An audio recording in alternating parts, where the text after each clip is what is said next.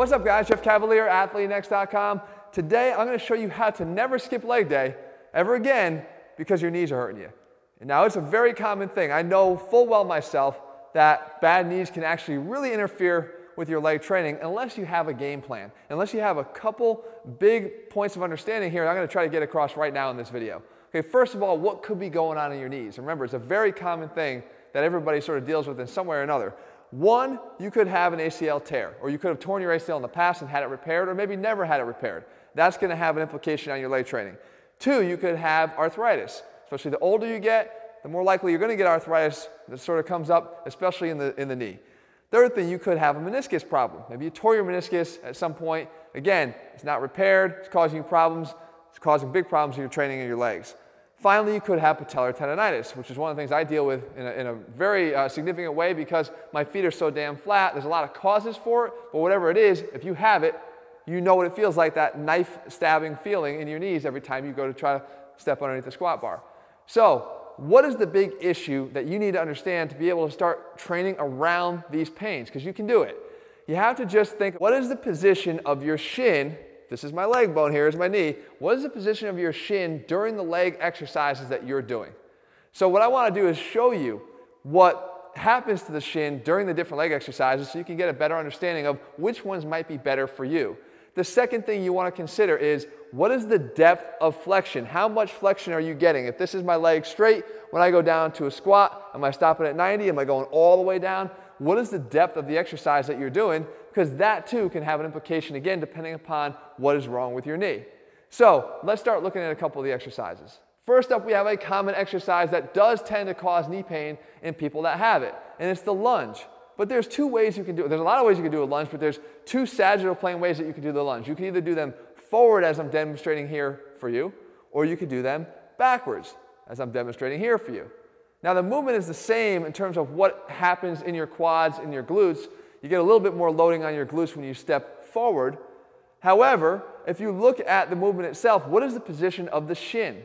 The shin on a forward lunge is really far forward. It's angling a lot farther forward from vertical than it is here when I show you on a reverse lunge. And on the reverse lunge, I'm taking a lot of the stress away from the front of the knee or the kneecap, especially if I have that patellar tendonitis or patellofemoral syndrome. So what is the knee depth? The knee depth is actually pretty fixed. It's fixed especially on the reverse lunge because when my back knee comes really close or touches the floor, I'm done with the movement.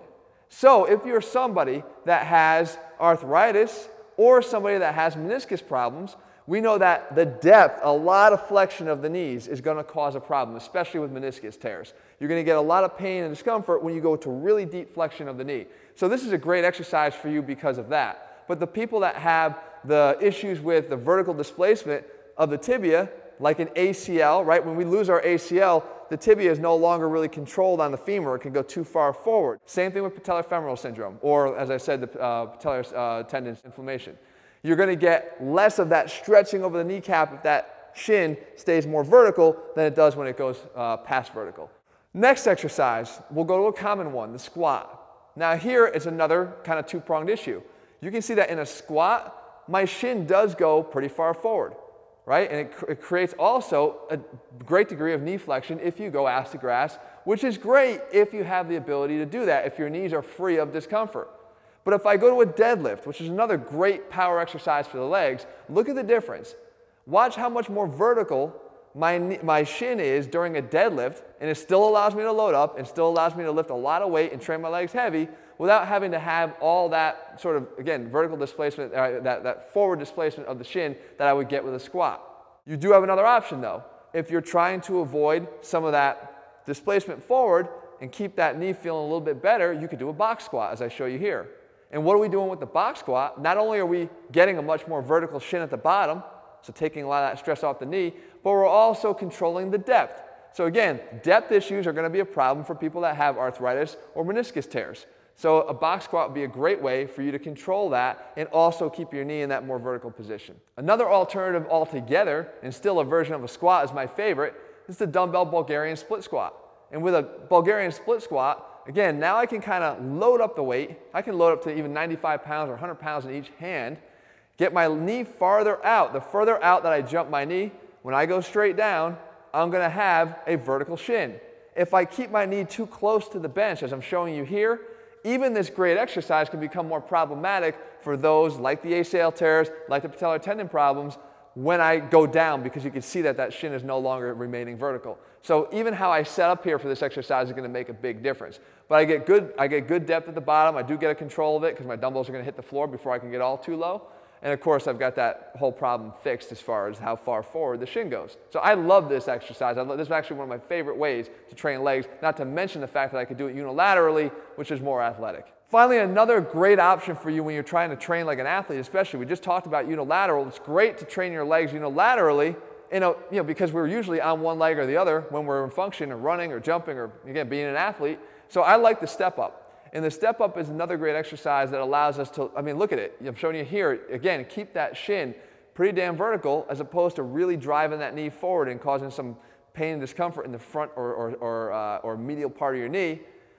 And it allows me to even get really explosive if I want, because I can be explosive still out of that same safe position of the tibia.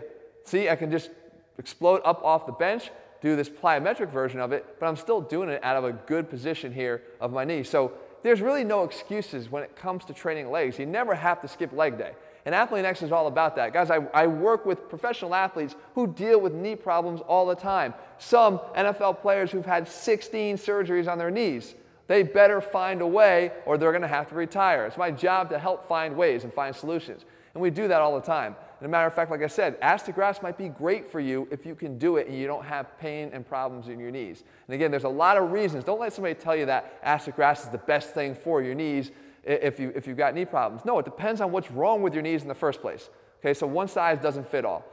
And again, that's my job as a PT, to make sure that I get you guys the training exercises that you need to allow you to keep training, get yourself in the gym, and continue to get leg gains. I hope you found this video helpful. If you're looking for a complete training system where I put the PT and the science back in what we do, then I invite you to head to ATHLEAN-X.com and get our ATHLEAN-X training system. No, we don't skip leg days there. We train you pretty intensely, and we get damn good gains, as anybody who's done our program can tell you. If you found this video helpful, leave your comments and thumbs up below. Let me know what else you want to see, and I will do my best to do that for you here on our channel each and every week. I'll see you guys back here again real soon.